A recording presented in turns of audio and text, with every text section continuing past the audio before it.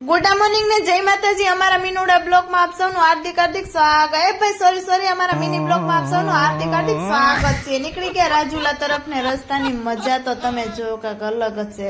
રસ્તાની મજા લેતા લેતા આવી ગયા અમે વ્રશ ક્લિનિક માં આવતા અમારા સંજય તો ખયાલોમાં થઈ ગયા।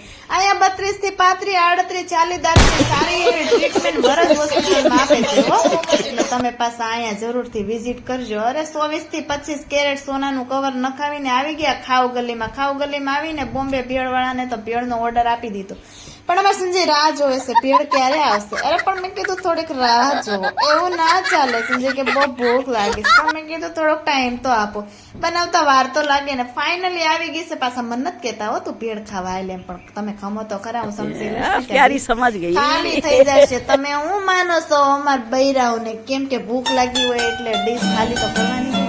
નીકળી ગયા ઘર તરફ, ઘરની આગળ છે સુંદર નથી હો ભાઈ, દરિયો છે, પણ હાલી હું નીકળ્યા દરિયો ને સુંદર એક જ કહેવાય।